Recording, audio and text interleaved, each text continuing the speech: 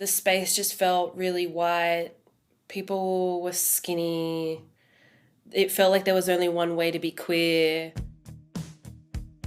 Hey, I'm Kay Anderson, and you are listening to Lost Spaces, the podcast that mourns the death of queer nightlife.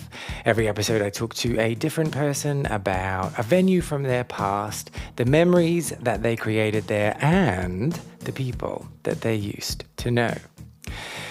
So, it's fairly well established that I think queer spaces are really quite significant and an important way to explore your identity and dip your big toe into the queer lake of fabulosity. Yep, I'm going to go with that, the big lake of fabulosity. But what I don't really talk about all that much is the importance that I have found in my life of queer performance spaces specifically. And like when I was starting out as a singer-songwriter, most of the places that I would play were straight venues, which were a bit weird, and I had to kind of selectively choose which songs I would play there. But when I got to playing queer spaces, it was just really liberating and freeing, and I had this ability to just sing all the songs about fellatio that I didn't get to sing in straight bars. Anyway, that was my way of introducing this week's guest, comedian extraordinaire Natali Caro, who found a queer comedy night at Giant Dwarf in Sydney early on in their career, and says that it helped them to be brave and try different shit and step into their comedic excellence. So much so that it inspired them to set up their own night, Gag, that we will find out more about during this conversation. And before we get into the chat, I just want to say that if you are an astrology queer, or if you are a big fan of Myers-Briggs, then apologies. Lots and lots of apologies, because we are coming for you in this conversation, and we're not leaving any prisoners. Why don't we get into it?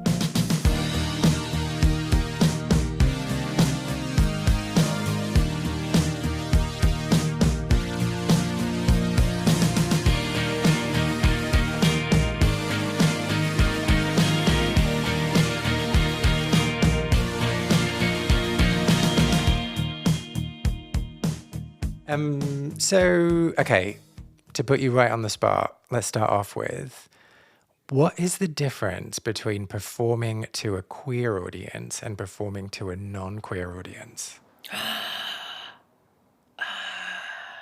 Wow. Performing for a queer audience, I feel they, first of all, are appreciative. They love what you have to offer, especially as a queer peer. Queer peer. Yeah, I love that. They understand how much work goes into things. I think non-queer audiences can sometimes be a bit like, you have to impress me. And especially with, I think, the things that I want to get away with on stage, which can sometimes be like spicy jokes or like... How spicy? Well, I'll often make fun of like white people or straight people, or like punch up and talk about racism and things like that, which queer people are like, yes, roast me, like tell me, and they love it. And then straight people are just like, they're not often there for it. They feel a bit called out.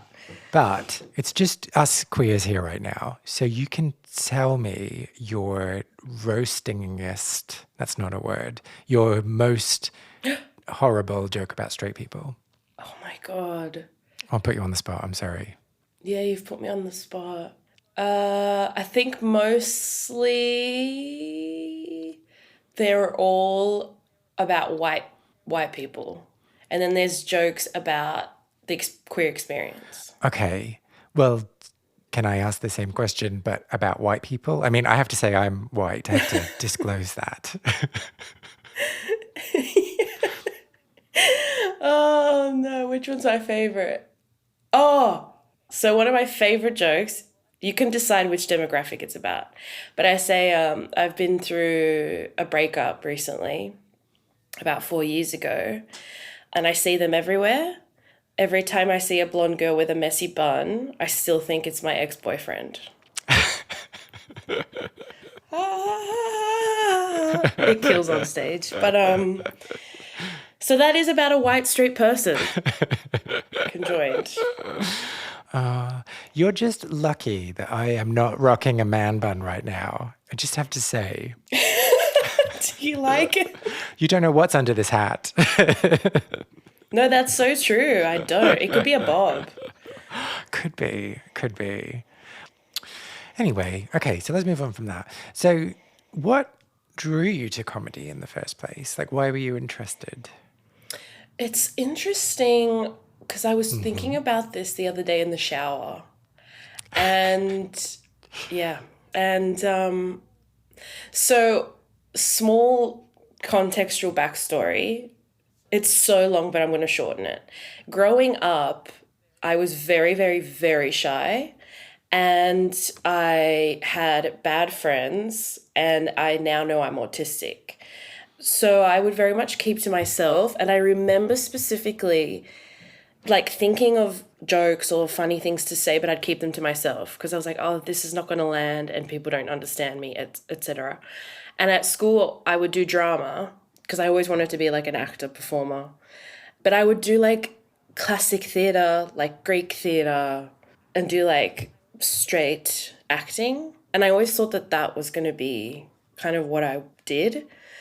But then when I was thinking in the shower the other day, I was like, oh, I was like really young.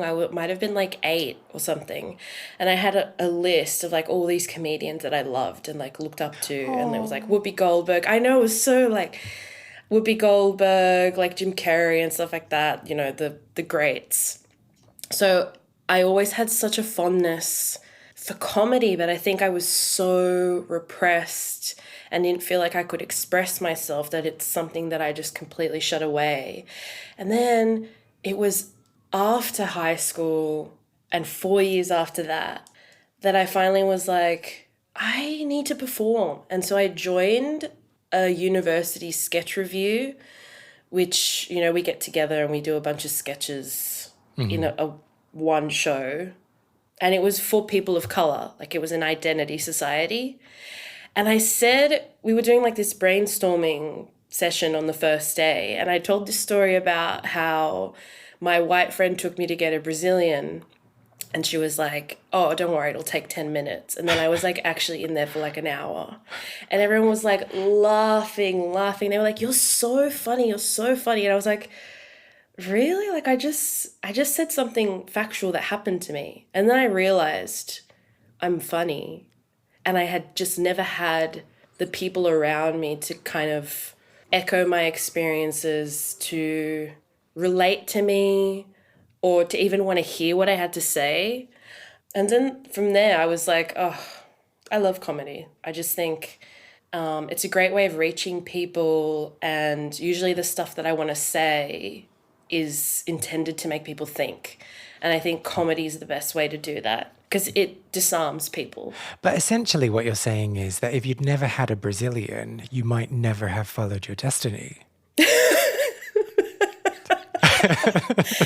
Exactly. So actually, that white friend is the white savior of the story because she made me have that epiphany. Oh, there's always a white savior in a story. Yeah. There's always. I owe my whole career to her, really. Thank you. But okay, so this, but you joined this society before you had that epiphany. So you must have had like some inklings. I think I had an inkling. I was like, yeah. And I dabbled in comedy in high school and stuff. I just never thought that it was allowed to do it. Look, I'm going to give you an anecdote, and this is so funny. In year 7, first day of like high school class, we get into geography. And I had a plan in my mind. I was like, I'm going to be the class clown. Oh, I'm reinventing myself. This year I'm going to be the funny one. Yes, literally. And then guess what? First 5 minutes of class, someone's being like making a ruckus. She's boisterous, she's loud, she's making jokes. I turn around and it's this redhead, and I'm like, oh my God, you're the class clown now. I was like, I can't do it now because you are. Yeah, she stole my dream. Couldn't you have transferred to another class?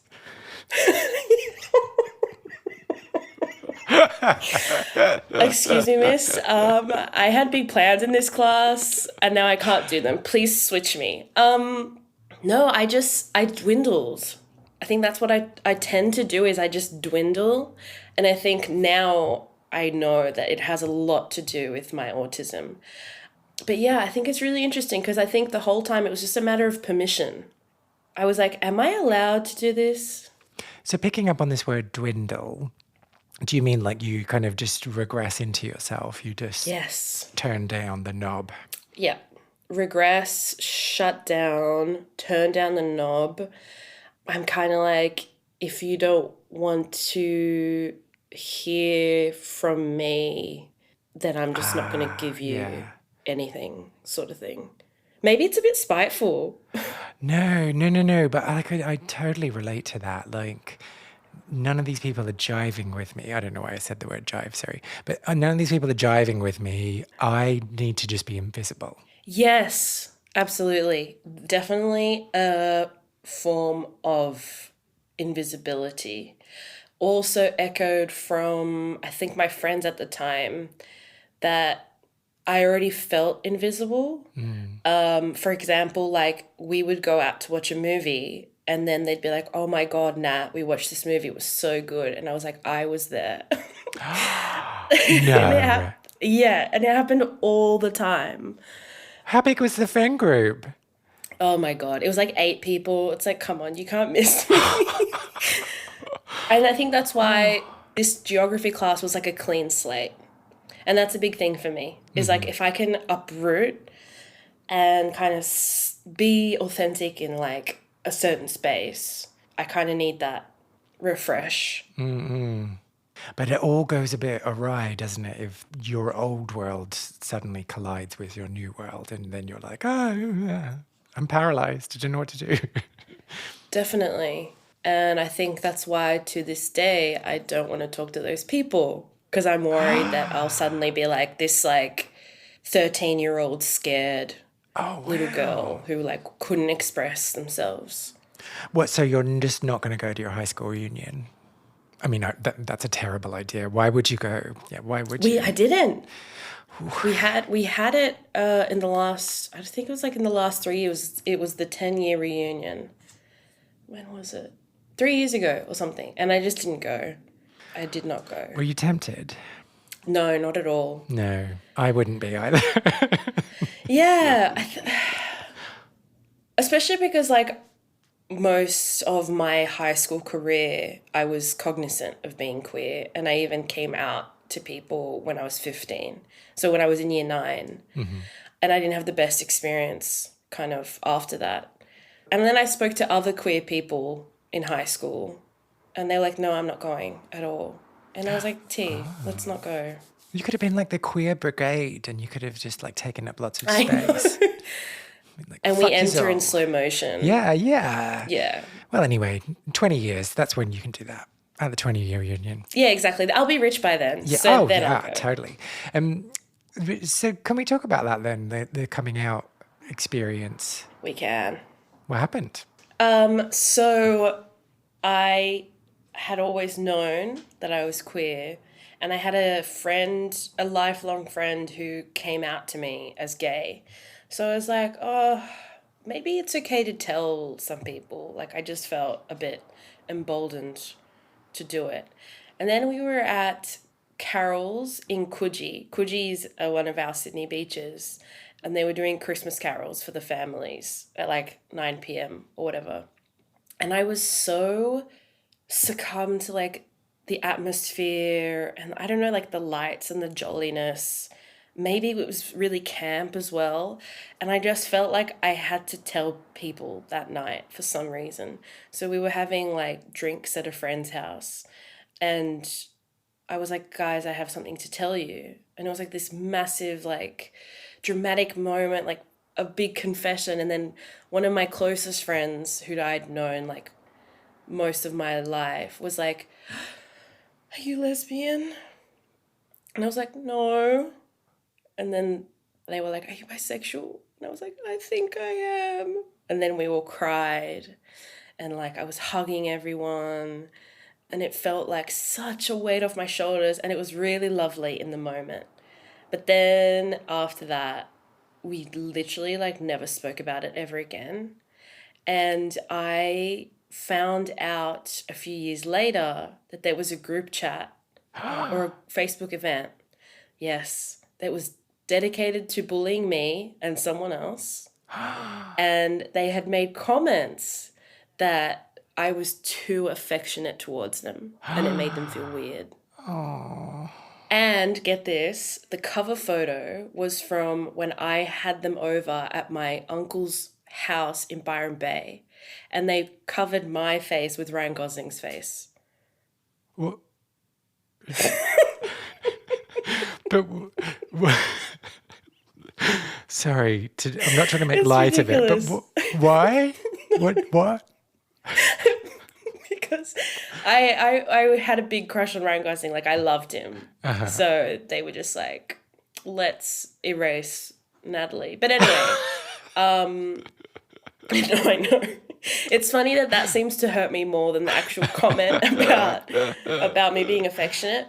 But no, after that comment, I really, again, dwindled. And I became less affectionate with my mum and my sister. Aww. And overall, no, it really affected me, because I am an affectionate person by nature. And then I was like, I can't touch anyone, otherwise they think that I'm predating on them. Aww.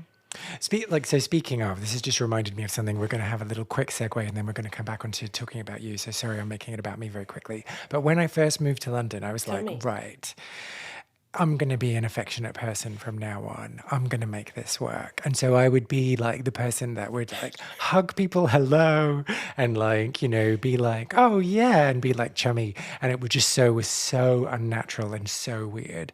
And then like as soon as I got the feedback that it was just too much and gross, I was like, right, okay, cool. Never doing it again. Oh my God. Who said it was gross though? I don't know. Everyone? I can't remember. But like it was just weird. It was just not natural for me. Right. They could tell that it was being forced. Or it was just because of me. But like either way, I was like, right, that's my permission to just never try anything new ever again. And here I am. That's so sad.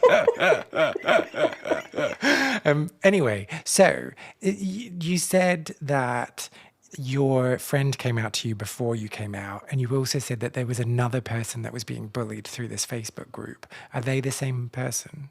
No, different. So the person that came out to me as gay was a Colombian friend that our parents have known each other. So we grew up together. Okay. So they didn't go to your school. Yeah. And this other person that was bullied incidentally now has come out as queer. The kicker is that most of that group who bullied me is now queer. Oh. I just happened to know it at 15 years old and tell them. And it took them about 20 years. Which is fine, but don't bully people. Yeah. But like, even if you don't turn out to be queer, maybe don't bully people. No, I know. Period. No, just don't bully people ever. And I think, you know what? I think it was jealousy. Oh, yeah. It was them not being able to channel their own frustrations in a productive way. But I know this isn't the important question to ask at this time, but what celebrity was covering the face of the other person on the Facebook page photos? You know what? I don't think they had one. That's also why I mention it, because it was my uncle's house who had them over, and they just covered my face. But I mean, like, In some ways, that's a compliment because they didn't even bother with the other person. Yeah, it is. They felt really threatened. But you didn't find out about this until a few years later that they'd set up this Facebook group. Yeah. Well, so this all happened, the group chat. It's so weird. Like, so I came out when I was 15. I was in year 9. And this all came out in at the end of year 12. Ah, So that okay. was 3 years, like just kind of, like I said, we were just pretending that I wasn't queer and that I'd never said anything. Ah, but so did it go back to like how it was, or was there this underlying current of this is a bit different and weird and stilted now? Yeah, I think definitely weird and stilted. And I kind of felt like things that I did were, I was like, what am I doing wrong? And it was just like received the wrong way, or I would see people kind of looking at each other after I said something, or Oh, that's the weird part awful. is, I know, is that I actively tried to leave that group since year 7. So it was like 13 years. Is it 13? 7, 8, 9, it doesn't matter. All of high school, I was like trying to sit with other people, trying to remove myself, and for some reason I just kept getting dragged in, even though they didn't want me there. It's so weird. Yeah, I mean, but that's kind of like high school friendships down to a T, right? Yeah. Like kind of parasitic and strange. And they're all still friends. But not you. No, and that's by choice. And I'm Yeah, why happy would you? about Yeah, it. so fuck them, Yeah. fuck them. Um, Yeah. I want to pick up on what you talked about earlier, in that when you were growing up, you were always shy, Yes. and that I don't think you said this, but I think I'm projecting that like comedy helps you come out of your shell. But Yeah. I think my question really is, did you overcome your shyness in order to get into comedy, or did comedy help you overcome your shyness? Oh, that's such a good question. Interestingly, I think what really pushed me was a massive breakup. And I would have been, I think, like 23. And I just realized that, like, my whole life, I kind of been living to, like, please other people. And I knew that I wasn't confident. I knew that I was shy. But I just had, like, an epiphany. I was sitting on a couch and I started just thinking of all these jokes and I started writing them down. And at the time, I was working at a comedy venue at the bar. And I thought at that time, I was like, oh, I think I'll do stand up. Like, I love comedy. I'll do it, but I'll do it when I'm like 30. I'll do it like when I'm middle age. I'll do it when I'm really confident. Oh, I'm sorry. There's just a quick spoiler alert now. You don't suddenly become confident when you get older. Sorry to just burst that bubble of the 23-year-old you. Okay, carry on. Very sad. And then I was thinking of all these jokes and I was like, maybe I'll just do it now. So I had already started in that sketch group, the POC comedy thing. But after this breakup, I was just like, I'm going to do like everything. And then I just went really wild. Like, I signed up to an open mic, which I would never do. I started doing drag as a boy, which I was like, wow, because it takes a lot of guts. And I did this like open mic tribute performance to Cher as a competition. And that kicked off like a series of, like, now I just sometimes perform as Cher. Which era of Cher are we talking about? Oh, 80s, Oh, mostly okay, good, 80s. good. Sometimes I do believe. Well, and that's for the straight audiences, right? Yeah, exactly. It goes down a treat. So, do you remember then your very first time of performing solo? Yes. Yeah. Talk me through. How tortured were you that day? Well, listen, my stories are just, you won't believe this. Okay, so the first time I did stand up, I had invited my sister because I was like, I'd love, first of all, the moral support. And also, like, I want to see her. This is like, I want her to see me for this huge moment. And part of me thought she's probably not going to come. but I'll invite her anyway. And then I'm on my way, I think in an Uber or something, and I get a call from her and she's like, hey, I'm going to be there. And I go into panic mode because I realize most of my set is about being queer. And this is a problem because Because she didn't know about it. She didn't know about it. And how old am I? I think, yeah, like 23 or something. So I get there and I see her coming in, and like they're literally about to start. We both sit down. I think we got some drinks. And then the MC's kind of walking on stage and the house lights go down. And I was like, hey, I need to tell you something. And she's like, what? And I'm like, I just had to spit it out because we had no time. So I was like, I'm bisexual. And she was like, okay. But she was more shocked at the way that I was telling her and like the abruptness, and like it was almost rude. And so we didn't speak at all during the whole evening. And when I got up, I could hear her like laughing at my jokes. Like it was very nice. And then the night ended and she was like, yeah, that was really good. And then we just spoke about it, and then she had all these questions and like, we spoke about it, which was nice. I think the moral of the story is that I do things best maybe when I'm like pushed into a corner. Otherwise, I might have, not told her for the longest time. So that was your first performance, and then you carried on performing, I'm assuming, because that's what we're here talking about. Yeah. Where does Giant Dwarf come in? So Giant Dwarf, in 2020, at the end of 2020, I did my very first solo comedy show. So I'd been doing stand-up for 2 years. And then I put this show on. They were having like a queer comedy festival. Because so many festivals had shut down over COVID, this queer festival was like, hey, here's your chance to perform that show that was cancelled or like that you couldn't do. So I was like, I'm going to do my first ever show. And I wrote this show in 6 weeks because, again, I need a deadline. Like I need to be pushed into a corner to do something. So I debuted this show. It was called Seeking Representation. And it was like, I think just one of the fondest memories of performing that I have, because it felt like this big spectacle and like all my friends came out and the venue was full and everyone had such a good time. It was like a party vibe.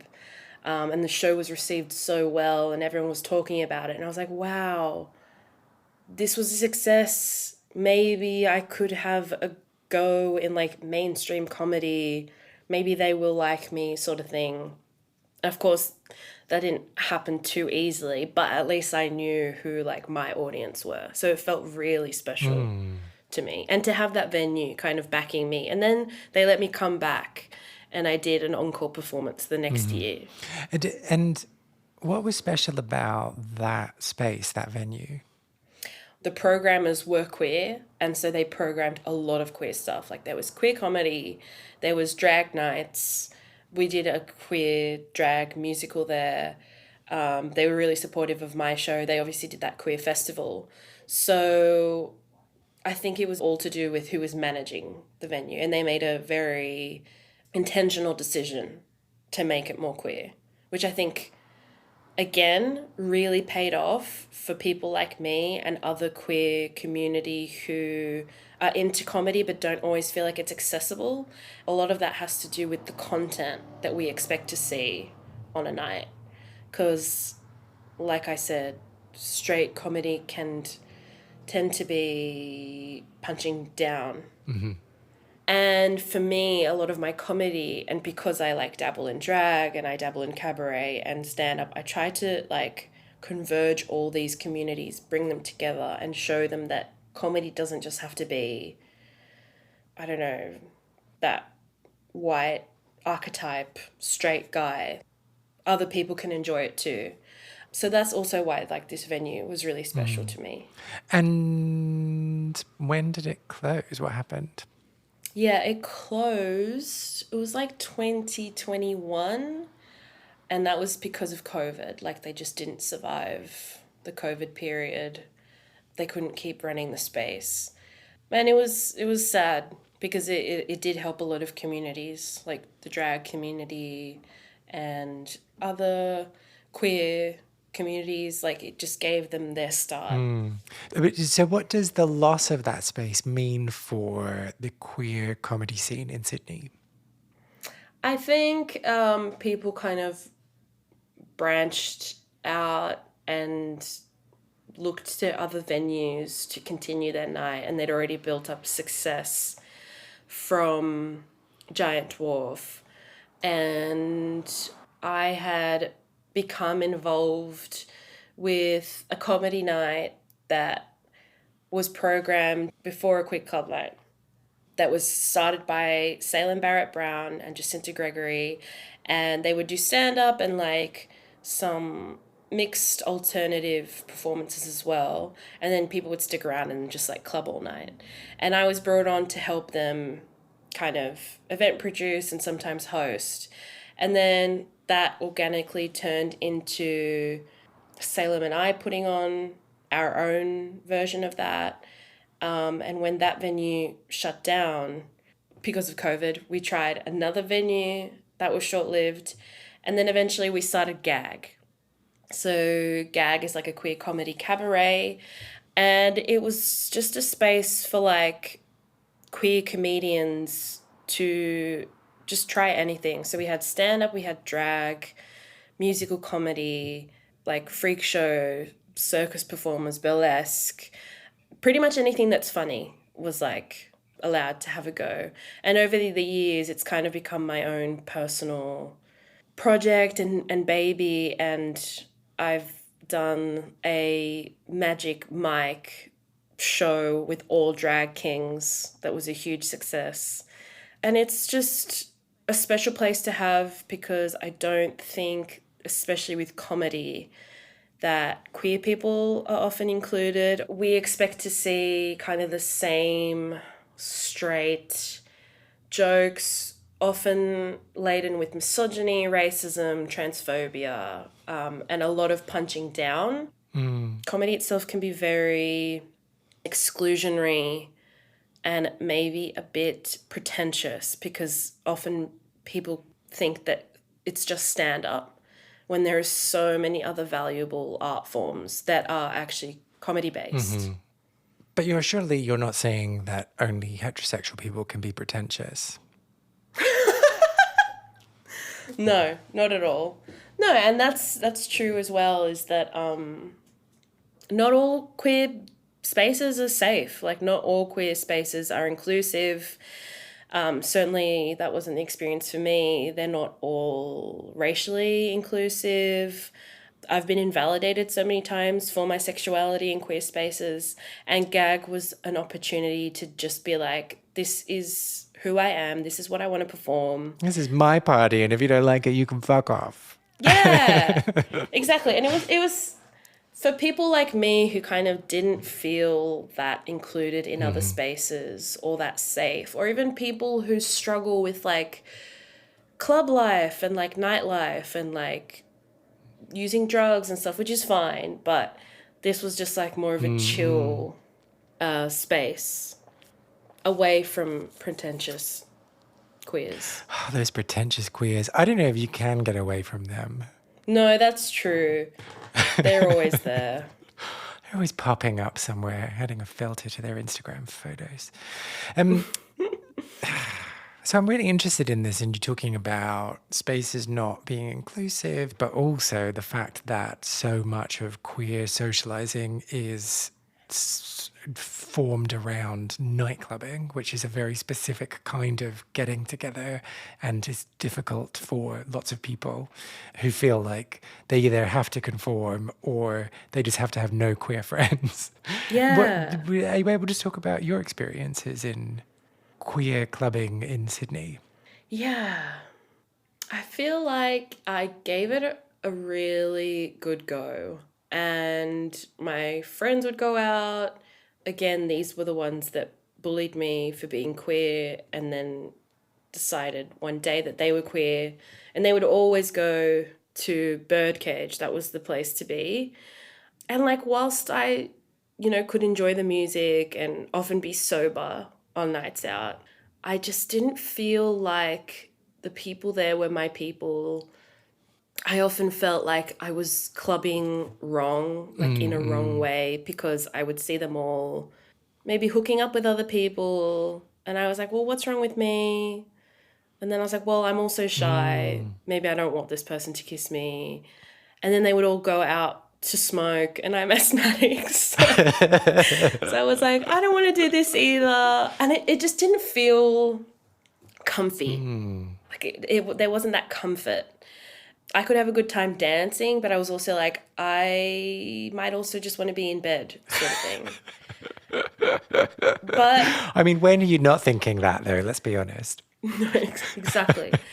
I think that time period is actually quite special to me as well, because I met two of my great friends that I have to this day, and we would just kind of end up together after these nights out and just talk about what was going on for us. So magical. And we all had these similar situations where we were like kind of like, I hate to say it, but like the runt of our respective groups. Each of us were being like, I guess, actively disrespected by these people, and we would just find ourselves talking and being like, oh, that's so messed up and this and that. And we were all connected to like this comedy university scene as well. So I'm grateful that I have that from that time. But in terms of queer clubbing and stuff, I don't know. I think it takes a very good, smart, inclusive producer to make a night welcome to like all people. So I'm going to just I just want to state a theory right now. Just want to say something and just see whether or not it resonates at all. Tell me. And I say this as a fellow recovering shyster. No, shyster's different to being shy, right? Anyway, so as a fellow recovering shy person, Yes.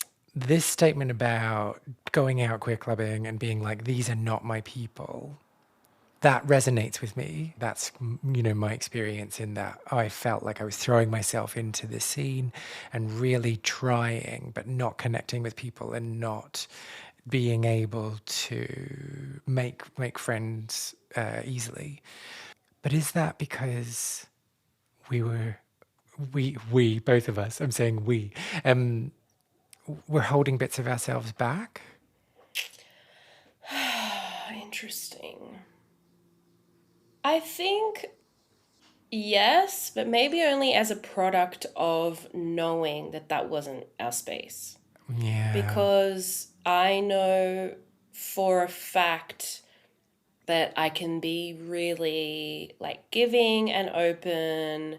And again, like I can party all night long sober.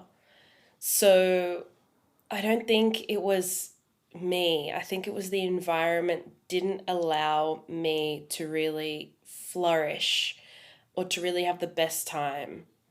And even still, the fact that I was still kind of there and showing up most weeks was like, oh, I'm like really putting an effort in, even though this isn't like that fun for me. It's more fun for you guys. I'm just here to kind of, so people don't call me a flake, and so I can say that I showed up. Mm-hmm.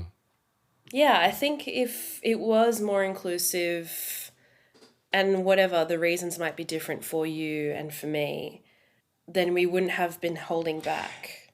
So then what do you think absolutely has to be present in order for a space to feel inclusive?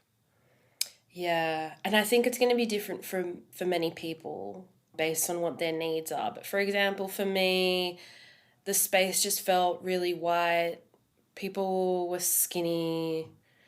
It felt like there was only one way to be queer, and maybe that was like presenting as butch or a bit mask and stuff. And then I was like, oh, maybe I'm not hot.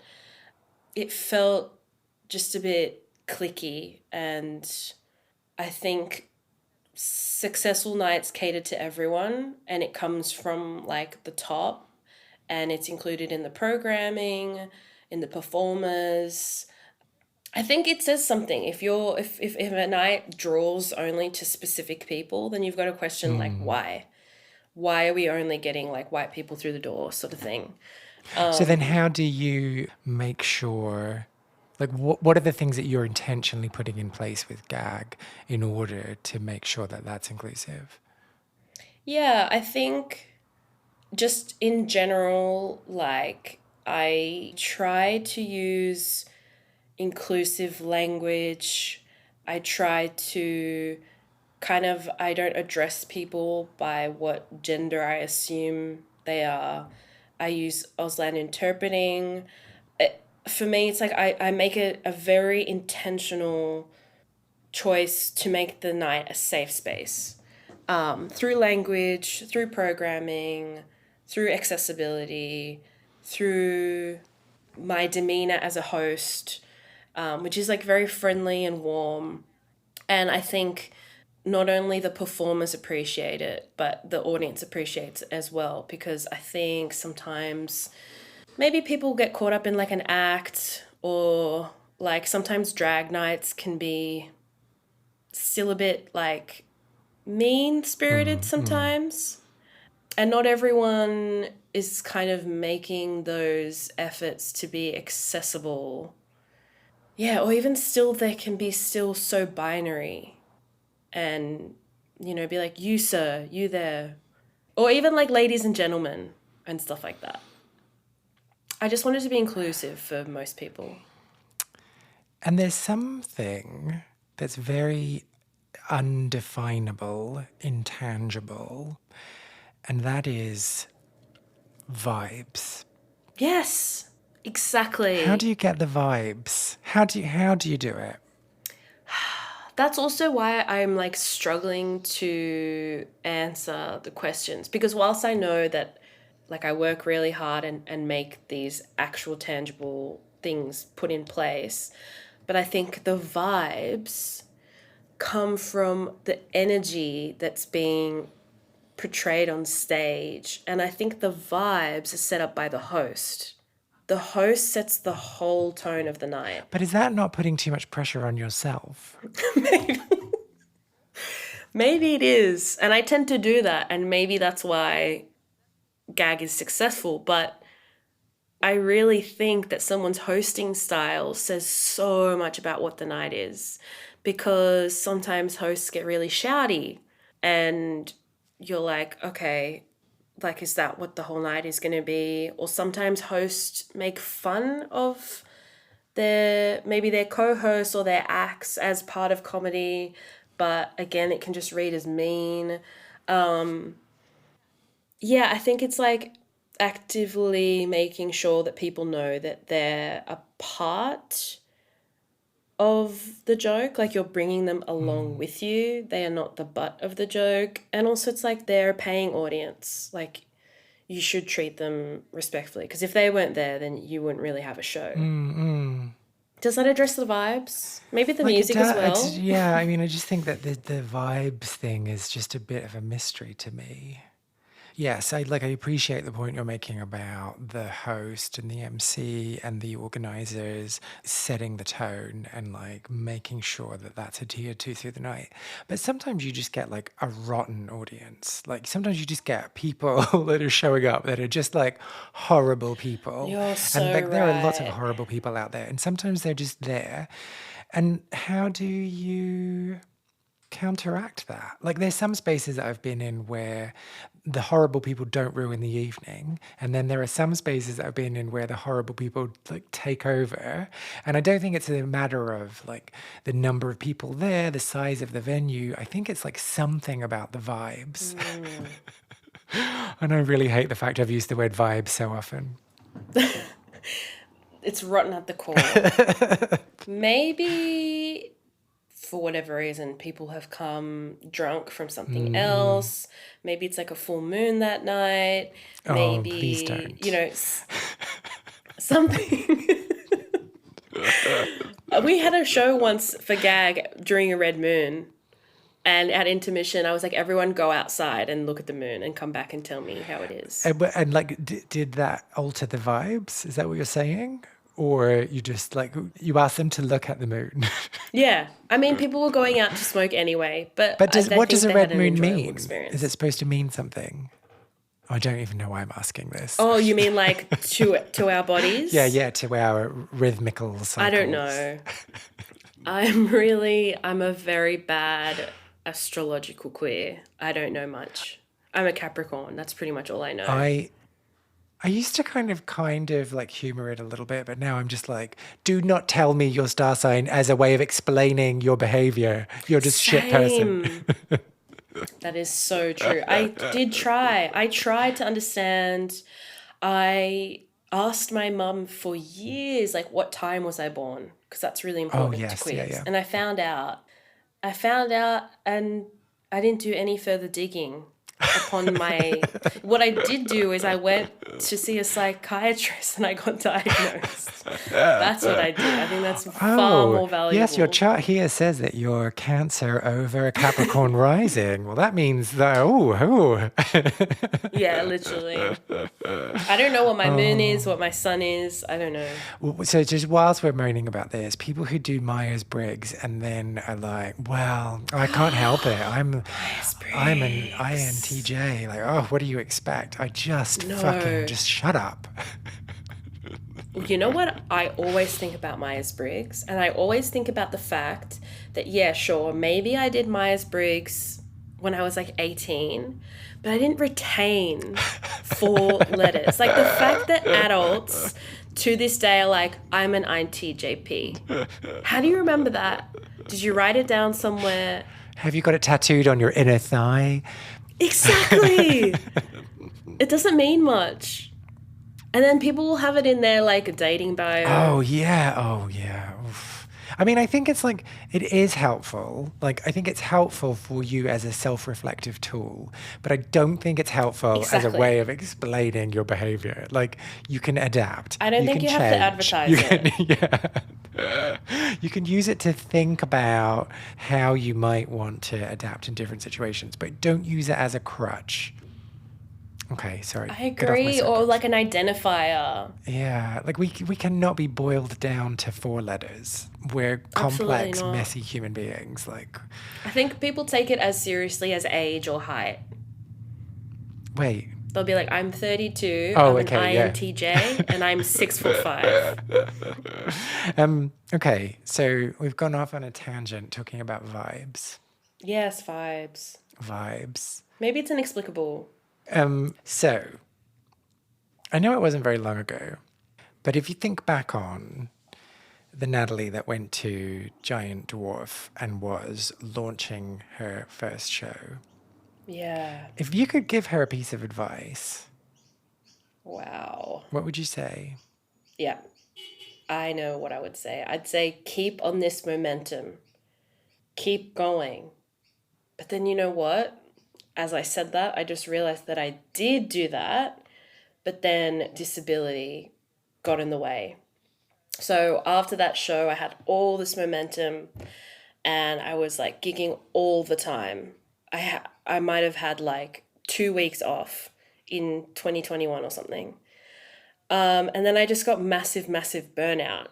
And then that's why like now I know I'm autistic and I have sciatica and all this other stuff. So maybe the advice I'd actually give her is don't stress about it stopping and don't place your worth in how much you can deliver and your output. Because I'm going to have my glow up period again.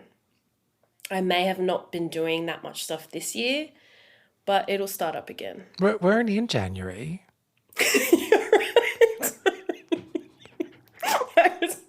I was thinking last year, 2023. Okay. 2023 was the year.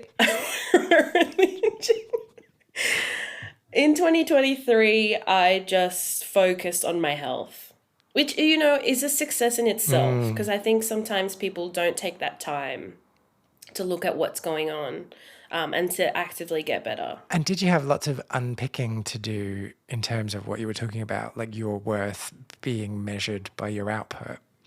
Yeah, I think I had to sit a lot with Like, I think I look back at last year and I'm like, oh, I didn't do anything. Like, I'm irrelevant now. People have forgotten about who I am. I'm not like prominent on the scene anymore. But at the same time, I had like a lot of reassurance in the fact that even though I was working less, I still managed to, for example, I did my first web series and then I did a second web series. And I was like, wow, like these are my first moments on screen. And I achieved them through this really like stagnant period. And that gave me solace because I was like, the talent's not going anywhere. Like, But it's just. but so it sounds like you continue to measure yourself against your outputs. No, I know. But, and I think maybe that will never go Yeah. away. Okay, so you don't have any tips for me. No. I think that what is really promising and rewarding is that I did say no to things. So I was able to let go. I was able to not have FOMO. And, you know, people would ask me to do these performances or like drag. And I was like, I can't, like, my back is out or I don't have the spoons, etc. Where normally I would be like, if I don't do this performance, then I won't get the next performance. And then I won't have visibility in the community or, you know, yeah, I'll be irrelevant. But I learnt to say no to things because I couldn't do them. But I think there'll always be a part of me, being that I'm an artist, being that I'm neurodivergent, like I just seek validation to exist. It's like my sunshine. Oh. Well, as long as you accept that about yourself, I kind of want to go and live in a cave and then like never have to rely on anyone ever again. That's kind of like my I aspiration. know. I think about that sometimes too. But I think I'd get lonely. And you want the applause, right? Yeah, I live for the applause. Do you have any memories of Giant Dwarf, as problematic as that name is, or clubbing from your own scene that you want to share? Well, if you do, I would love to hear all about it. You know I love talking to people. Oh wait, that sounded really insincere. Anyway, if you do, get in touch. You can do so via my website, which is lostspacespodcast.com, and then there is a section there called Find a Lost Space. And then fill in the form and let me know. Or if that's a bit too much of a bother, why not just get in touch on Facebook or Instagram, where you can find me at Lost Spaces Pod. Find out more about Natali by following them on Instagram, and that's at Natty_daddy_. Whenever there's an underscore, I get a bit confused. So if you are like me, just go to the show notes for this episode and you'll find the link to Nat's Instagram.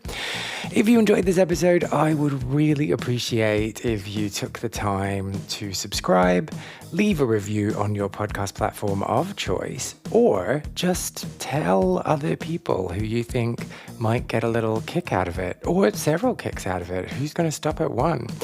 My name's Kay Anderson, and you have been listening to Lost Spaces.